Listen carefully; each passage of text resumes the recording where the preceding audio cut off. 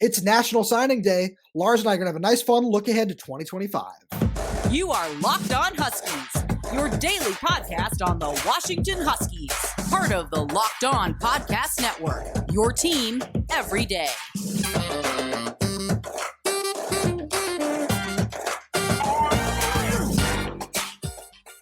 Welcome back into another edition of the Locked On Huskies podcast. I'm Tomashoff. That's Lars Hanson. He writes for Inside the Huskies Fan Nation Sports Illustrated.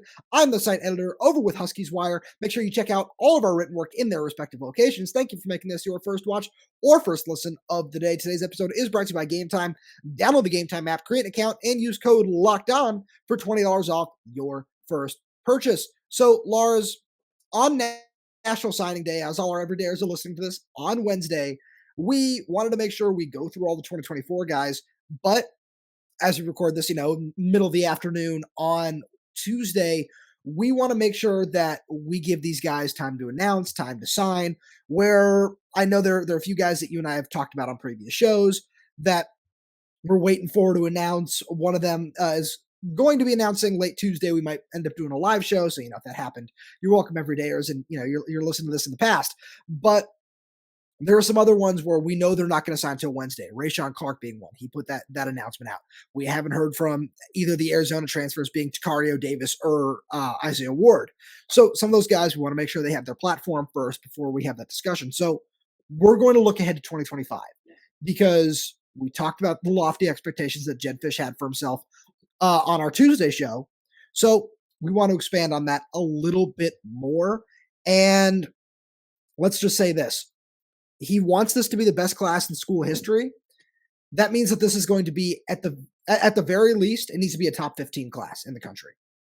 Exactly. And I think he's got enough time to where it's reasonable to do that, right? Because you're coming in December, January. That's why those initial kind of first month and a half offers are so important, right? Because that's laying the foundation. Even if you don't have your defensive coordinator in place, you're coming some other assistants in place, you need to get those offers out and build those relationships. So that's why guys like Armand Hawkins, John Richardson, Jason Kifley, all these guys are so important, where they might not be a coordinator, but they're laying the foundation so that by June, July, like we talked about on the Monday or Tuesday show, where by June or July, we're starting to see the fruits of the labor. And again, if you're sitting mid, it's 20 to 30 by June, you can still definitely raise and close that up to a 25-15 class by the signing period of, Sure. December/February.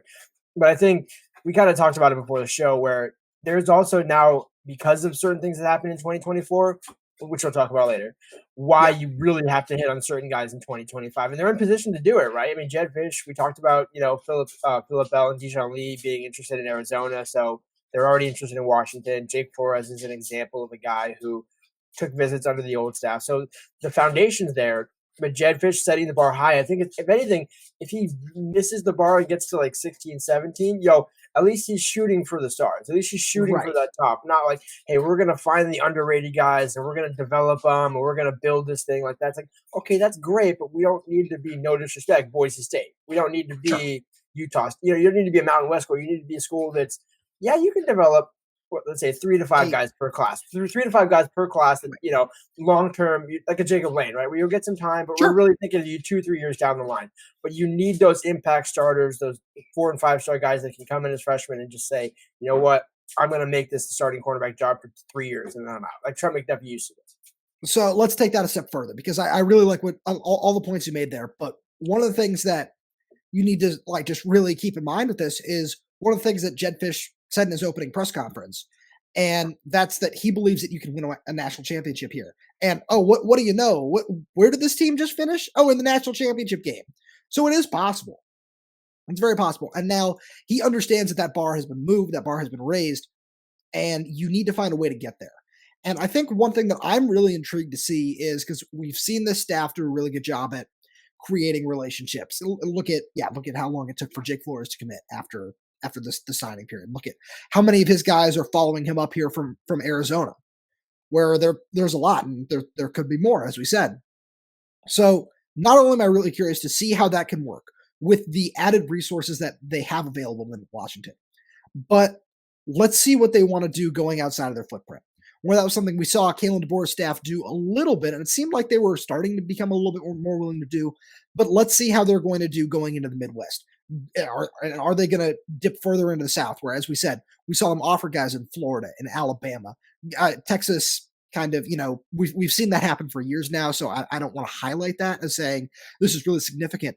But are they going to push harder in the state of Texas instead of saying, all right, and this is I don't mean this in a disrespectful way, but are we going to settle for a Diesel Gordon where, we saw him come on late and that was a really nice ad. I really liked that at the time. You could say the same thing about Javion Green, whereas these are really nice ads getting these guys into the class, but are you going to kind of aim a little bit higher? Aiming a little bit higher for some of these high 3 stars, low 4 stars. Like, we saw the previous staff offer a 5-star quarterback Devin Sanchez really late, where you need to do more of that, where it's just about that leveling up, where you can absolutely still take the Javion Greens and Diesel Gordons of the world, because those are really talented athletes and those are really good prospects to have. But like you said, you want that to be the cherry on top of the class, not the meat, not the main course of it, if you will. Right. And to your point about Devin Sanchez, given, the crazy thing about that offer was it just seemed like it's an important offer, right? In the grand scheme of things, right? You make that, but when you're making offers like that, and it kind of goes so late in the process too, which is another thing where it's they're just offering him to offer him at a certain point. But this is why who your assistant coaches are in those positions. John Richardson ain't gonna wait 5, 6, 7 months to offer Nadeem Oford. He's gonna do that right now, which is what he did. Right, goes to Parker High School and says, you know what? Throwing 3 offers, 1 3-star, 1 4-star, 1 5-star. We might not get all you guys. We want all you guys, but we're not going to just wait and say, hey, we're going to offer the 5-star and then wait on the 3-star. We're just going to get all the offers out. We're going to do it right away, because it makes your program look more legitimate if you're not reacting. Or if Devin Sanchez, I think, announced his top 10 and he had like 25 plus offers. He'd already cut his list to 5 by the time that he got the offer. Yeah, right, exactly. And it was one of those where, okay, yes, you are playing for a national championship, so maybe you can move yourself up. But especially with who the position coach was, kind of how the defensive recruiting was going in the secondary in that regard, it was like, it just seemed like, hey, I want to say I offered this guy and did a job, but I'm not really there's no way I'm going to even get him for a visit. And so to me, that was one where, okay, it's a good sign that you're willing to offer these guys, but you're really not, because you should have offered him 4 or 5 months ago. Like, to me, it absolutely, yeah. Because when you look at Ohio State's other corner commit now, Naeem Smith, where you look at that, they weren't going to get him. Like, we know that, but it's all right. We're coming in really early, and we're going to establish that offer right away. And now you look at some of the other offers they threw out, especially in Florida in the 26 class, and I think a couple in the 27 class even, where you see that, and you just see that different approach, where it's all right. We're going into unfamiliar territory, and we're going to kind of build off the previous staff's success of just getting to a national championship and saying, all right. Because Jedd Fisch said, we're kicking into overdrive. We're going to spend the next 365 days recruiting as hard as we can every single day. So combining those two things with just this new approach to what's going on seems to be really promising, where, I feel like we've gotten away from the point of what today is, and it being signing day, where we want to talk about this in a promising light of these are some of the nice building blocks that we've seen, because, the majority of the class is filled out. They were put in a very disadvantageous situation, and they did the best they could. There were a couple of key losses that we're going to get to, where a lot of that, like, I don't even think that you can really blame the staff for what happened, because you can only do so much in a situation where 4 days after a national championship, you lose your coach that you said you were going to commit to. And I don't even want to get into the whole, some of these guys are going to Alabama thing, because Paki Fee now said no to Alabama, where he said, it's too far away from home. So it's not, you can't say you can't fault Alabama for doing certain things, because that's who they are. So we're not going to go down that road. But there's a different expectation now because of what Jedd Fisch has said. And it's something, Lars, that you made a fantastic point of, is he knows exactly what he needs to say. And so far we've seen him put some of that talk into action. So it's a promising thought when you think about what 2025's signing day could look like. And we're going to continue our 2025 talk with some of our favorite prospects in that class. right after we send a message to our good friends over at Game Time. Game Time is the fast and easy way to buy tickets for all the sports, music, comedy, and theater events near you. And right now, all users get $100 off when they buy a big game ticket with code Vegas100 to killer last-minute deals, all-in prices, views from your seat, and more. And the best price guarantee, and so much more. Game Time takes the guesswork out of buying tickets. Some of the coolest things about Game Time is the last-minute tickets, the flash deals, the zone deals. There are all kinds of deals, and you get a view from every single seat in the venue. Game Time is the only ticketing app that gives you complete peace of mind with your purchase. See the views from your seat before you buy, so you know exactly what to expect when you arrive. You can buy tickets in seconds with just 2 taps. Take the guesswork out of buying tickets with Game Time. Right now, all Game Time users get $100 off a big game ticket with code Vegas100. Terms apply. Just download the Game Time app and use code VEGAS100 for $100 off a big game ticket. Or if you're not going to the game, use code LOCKEDON for $20 off your first purchase. Download Game Time today. Last minute tickets, lowest prices guaranteed. And when we talk recruiting, we got to give a shout out to our friends over at LinkedIn, because when you're hiring for your small business, you want to find quality professionals that are right for the job. That's why you have to check out LinkedIn Jobs. LinkedIn Jobs is a tool to help find the right professionals for your team faster and for free. LinkedIn isn't just another job board. LinkedIn has a vast network of more than 1 billion professionals, which makes it the best place to hire, just like it feels like Jedd Fisch has a vast network of more than 1 billion NFL just guys at his disposal at this point, which is just really cool to see. And I know that's something Lars and I are both really excited to talk more about going forward. Gives you access to professionals you can't find anywhere else. LinkedIn does all that while making the process easy and intuitive. One of the things that they do to make that process so easy and intuitive is they just launched a feature that helps you write job descriptions, which makes the hiring process even easier and quicker. Post your job for free at linkedin.com/lockdowncollege. That's linkedin.com/lockdowncollege. Post your job for free. Terms and conditions apply. So Lars, I wanted to make sure we could tie 2 of these things together, because one prospect that you and I are both really high on is a former Washington commit in 2025 4-star linebacker Zaydrius Rainey-Sale. And as we're having this discussion on Tuesday afternoon, a linebackers coach has still not been announced for Washington. And William Inge is reported to be taking the same job at Alabama. William Inge was Zaydrius Rainey-Sale's top recruiter. And now it feels like he might be going to Alabama. But that's something where, you really hope you can get back in on that process and just convince him to find a way to stay home for a second time, because he would be a great fit for Jedd Fisch's defense, where you can probably find a way to use him on the edge a little bit and just some of the packages that Steve Belichick likes to throw out there. But he can also be a hyper-productive linebacker on the inside for you. Exactly. And I think this is kind of why, if you're going to wait so long to hire a defensive coordinator, you need to get a big name. Not that they got a big name, right? But I think it's the fact that I think it's a pretty big name. But without any legendary all-time name. But what I mean by that is you're not just hiring Sal Sinceri, an old, long-time guy. You're hiring a young guy with new energy, a new maybe approach to things, but one who's won multiple Super Rings. So he can go into a recruit's home and say, "Oh, you guys want to come to Washington? I'm going to put my rings right here on the table. Just check out these rings." Oh, you mean the Nick Saban approach? Yeah, right, exactly. But it's like, he wasn't the head coach, right? But when you're a part of a Super Bowl winning team, no matter who you are, at what level, and you're an actual position coach, you're not the assistant to the assistant to the assistant coach like John Donovan was. Sure. I can't believe I actually saw that on Twitter where I made that joke yesterday. I saw somebody actually compare Steve Belichick. I'm not kidding. I don't remember who exactly it was, but I saw a tweet response to the news of Steve Belichick being announced saying, "This is a John Donovan level hire." Oh, that's a bad take. That's a terrible take. And I'm not giving it credence, but I'm just saying, it's like, so it's not the reason why I'm saying all this. You're not just getting the Belichick name. You're not just getting the Sinceri name. You're getting guys that are younger, that kind of have a fresh blood. You're not just retreading guys over and over and over, because we've seen kind of what happens to long-term, assistant coaches in college football, where they kind of tend to, not fizzle out, but it's not necessarily the same result that you were getting maybe 5-10 years ago. So getting these younger guys in, getting a big name like Belichick, but also getting a proven coach, in the NFL like Belichick, where he's able to work with multiple positions. If I'm Zaydrius Rainey-Sale, I'm thinking, okay, I could go to Alabama, I could follow Kalen DeBoer, but I could also play for a Super Bowl winning coach Right. assistant coach, but still, play for a guy who coached the team that won the Super Bowl. Right. I'm trying to, not blow it. I'm not saying Steve Belichick was Bill Belichick, right? Because again, there is a gap there.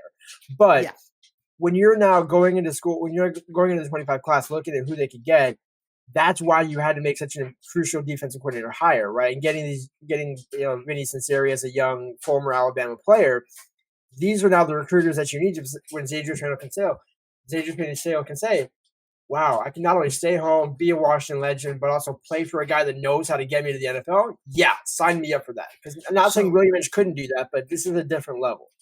So I agree with you there, but let's talk about some of the other guys that we really like in this class. And one that I really want to point out is at the same position. It's 4-star linebacker Mason Posa from New Mexico.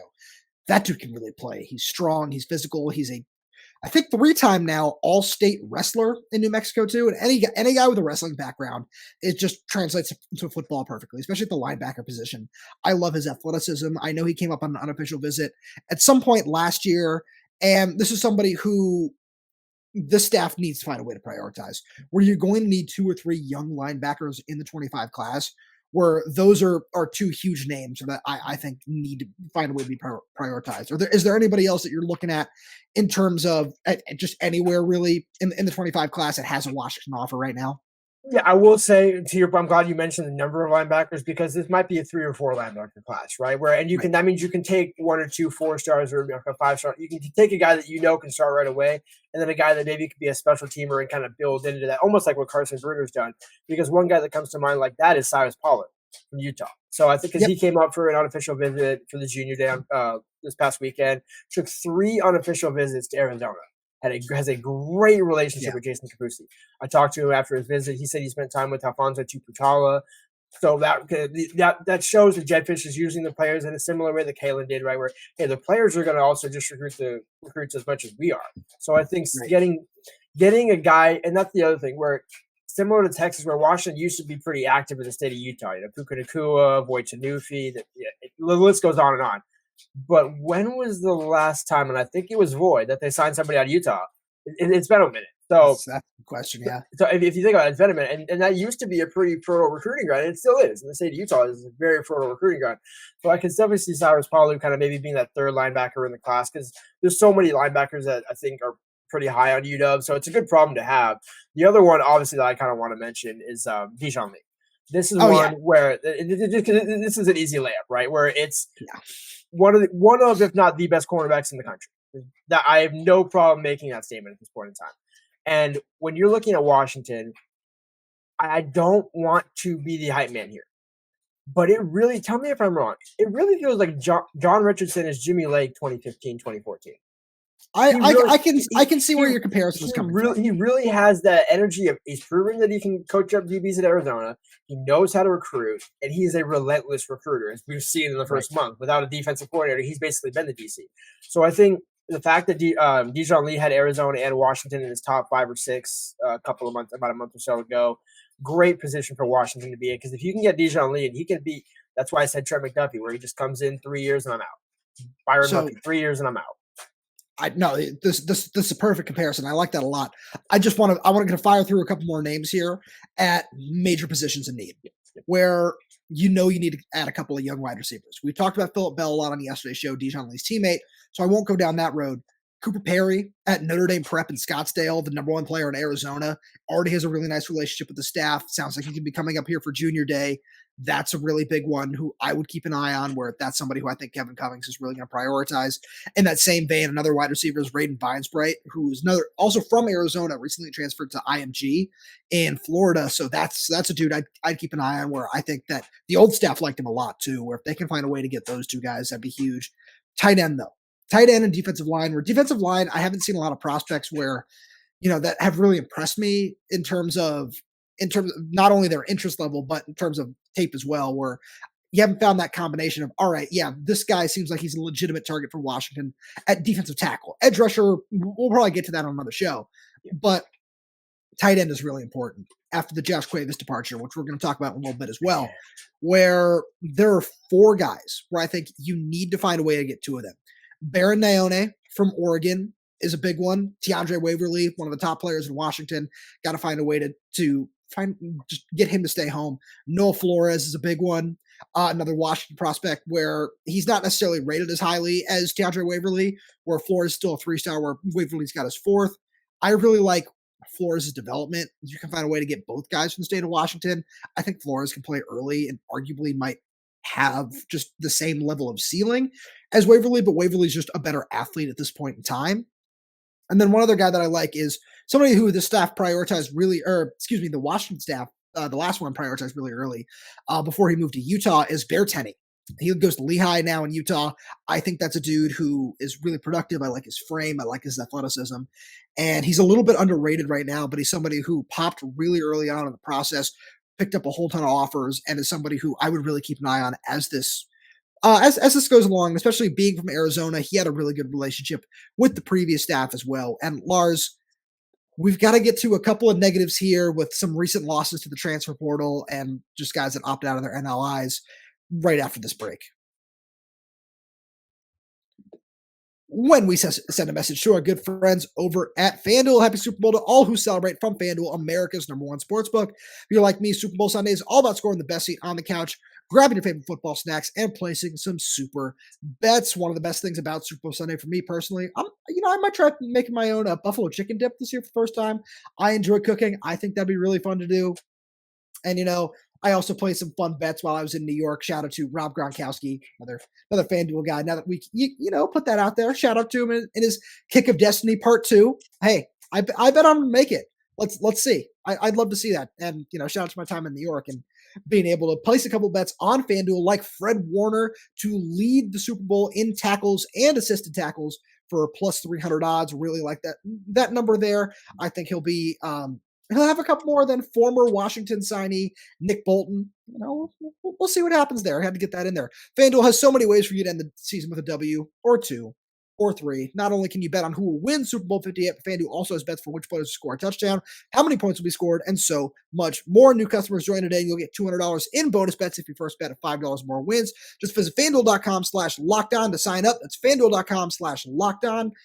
FanDuel is an official sportsbook partner of the NFL. Make every moment more with FanDuel. So, Lars, there was some really tough news over the last couple of days where Josh Cuevas, Washington's penciled in to be starting tight end, who you and I both really liked his potential, announced that he'll be entering the transfer portal to play elsewhere. I know you and I wouldn't be surprised if he followed Nick Sheridan down to Alabama. And another one who also has announced his commitment elsewhere is defensive tackle prospect Ratumana Bulabalvu, who, as the everydayers know, was my absolute favorite prospect in this class. I loved his production, his upside, his athleticism at defensive tackle. And on top of that, it's so hard to find just talented defensive tackle prospects on the West Coast of his caliber.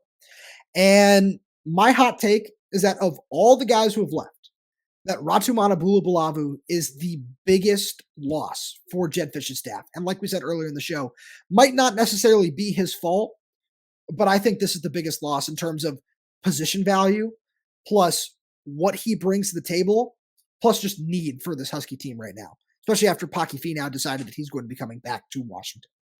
Yeah, I think the only pushback that I would have is who do you kind of value more, Noah Carter, Ratumana Bulabalvu, right? Those are the two key losses, right? So to your point, because I completely agree, right? Especially with the interior and on the West Coast, like that trifecta, because we've seen edge rushers kind of pop off from a number of different spots across the country.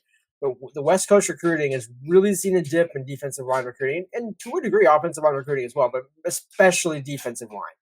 I feel you can still find more talented offensive linemen than defensive linemen on the West Coast. Right, exactly. At least maybe more that you can develop long term, right? Because I remember, there's just not to throw water on him, but, Sama Pama, where he's from Hawaii, big, kind of young kid, but didn't pan out, right? Just for various reasons. And so it just seems like that there's been a growing trend of West Coast guys, defensive linemen, not panning out, right? Just for varieties of reasons, right? Coaching, injuries, all that. So to not get on Bulabalvu, I think that one's kind of unfortunate. But I wouldn't hang that on Jason Kapusi, right? I think not. Almost in a way, I wonder. This gets back to the last stat of when people ask, "What did Courtney Morgan do?" Well, kind of got a lot of dudes quietly. Like, Yeah. I think Ratumana Bulabalvu, although he had probably a good relationship with Inoke, just Inoke, the way he coaches, the way the hour that you would have to imagine Courtney was probably another guy in that room, right? Where Courtney's kind of the one securing that one. And so with those losses both not being there, it's like, okay, well, maybe, Pocky was pretty clearly locked into UW, right? First commit, all that. So it's obviously good getting him, but when you don't have that type of connection with those new guys, it makes it harder for the new staff to come in and say, hey, I know you were really, really, really high on the staff. Versus now it's like, hey, I know you wanted to come here. I know you like the idea of coming here, but now you have other options and things like that. So the Bulabalvu one's a big loss. The one, honestly, it's almost equally lost for me is Josh Cuevas, because like when you look at that tight end room, what do you got? Yeah, it's Ryan Otten and Decker right now. And Quentin Moore are the three tight ends on scholarship at the position. So you're right. Where and this is because I'm sure there are people just screaming at us right now. What about Parker Brailsford? What about Austin Mack? What about Jeremy Bernard? Yeah, those are all really big losses as well. But those were more of a given. Those were more of a given. Sure. So not only are they a given, but I'm not justifying those losses, right, but getting Damon Williams is a really nice addition in place. Is he Austin Mack? No. But will he work better in Jedd Fisch's system? Maybe. You look at wide receiver. Wide receiver in this day and age, you can find a lot of really good ones. And you're only getting 1 year of Jeremy Bernard. So that you can find a way to rationalize it and balance it out. Is it probably the best thing to do? No. Absolutely not. But getting Jeremiah Hunter to stay, that's a big win right there. Center, Parker Brailsford, losing who's probably going to be the best center in the country this year is really difficult, especially when, we talked about Landon Hatchett. But that one's the other one where it's like that. It's those three right there. It's Cuevas, it's Brailsford, and it's Bulabalvu, where edge rushers. There are still a lot of good ones where getting Russell Davis is really nice. If Isaiah Ward ends up signing with Washington, there you go, where those are still projectable guys who are a little bit further along. And this is not a slight at Noah Carter, but it's the same thing that you could say about every single recruit. It's, if this guy doesn't pan out, and he's a phenomenally talented prospect, I think he's going to end up doing very well. But look at Washington's edge room right now, where you can say the same about so many guys that somebody was bound to get lost. And I'm not saying it would have been him, I'm not saying it would have been any of those guys, but there's a lot there where you can say, all right, this eases the blow of that a little bit. Whereas you look at defensive tackle, and there are so many questions that haven't taken Power 5 snaps yet.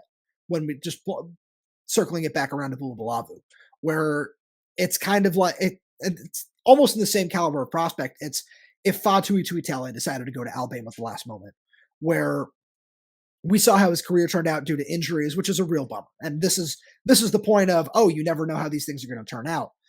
But saying, at the last minute, Fatu Tuitele flipped to Alabama, that would have been a gut-wrenching loss at the time, where you looked at his potential on tape, and you look at Bulabalvu's potential on tape, and you say, wow, yeah, this could be a really big loss for some of these reasons. Julius Ervin, same sort of thing, right? Where Julius Ervin, I don't think was committed at that point, but was deciding between Washington, Alabama, and I believe USC. I believe that was the third school. But having talked with Leroy Ervin, I know it's Alabama or Washington. I know that's what it came down to. So again, same thing with Julius Ervin, right? Where imagine Jimmy Lake loses a 4-star DB late to Alabama. That's a pretty big ego and everything kind of hit. But then, look at his career. Well, he had so many injuries it didn't necessarily pan out. But again, no coach ever thinks, oh, hey, well, what if this guy gets hurt in a couple years? Maybe we don't need to take him. Like, no, you still take the guy. I was going to say, you don't plan for injuries. You plan for injuries by taking multiple guys, not taking a guy. No, you're right. And it all comes down to just the long-term need at the position, where it's kind of what we said in the last segment, where when you look at some of these prospects up and down the defensive line, just on the West Coast in 2025, even Josiah Sharma, who the last staff took really early on, who I think is really good. He's not nearly the same level of athlete that Bulabalvu is. Where you can look at that and so many. No, sorry, you have a point. Go ahead. Well, and that's the thing about Bulabalvu is the athlete part of him, right? Because you can get big road graders, big run stuffers, but it's the athletic part that really sets you and makes you in a national championship versus top end Big Ten, right? I mean, think about Hero County with Ohio State, right? Where like those are the kind of guys that's where a fantastic comp. where it's like, hey, these guys, no matter, even if they don't play for 2 years, you just need to get them in the boat, and that's where resources come into play. That's where secure and retention and NIL comes into play. And I know fans are like, oh, this is not the college football I grew up with. This wasn't the college football I started covering 10 years ago. It's not. Right. But here we are. We got to do what you got to do. No, I wish you just be able to end the show right there. That's a perfect place to wrap this up. Lars, as always, thank you so much for being here. Thank you to all the everydayers for tuning in. We really do appreciate your support. Stay with us here through signing day. As you're listening to this, Lars and I will be on our way to Jedd Fisch's signing day press conference. We're so excited to hear what he has to say about all the new signees since he can legally talk about it now. And just stay right here on Locked On Huskies because on Thursday, we're going to be bringing you all kinds of breakdowns of every single signee that the Huskies have. And the best way to make sure that you're locked on Huskies for all that sort of stuff, make sure you subscribe wherever you get your podcasts, whether it's YouTube, Spotify, Apple Music, Amazon Music. We're there. We're everywhere, updating this channel with new content every single day. Please feel free to leave a like on the video. Leave us a comment down below with any questions, comments, or concerns. And if you're audio only, please leave us a 5-star review. It all really does help us a lot. Please make sure to hit that bell on YouTube so you never miss a video. Thank you so much for tuning in, and we will talk to you on Thursday.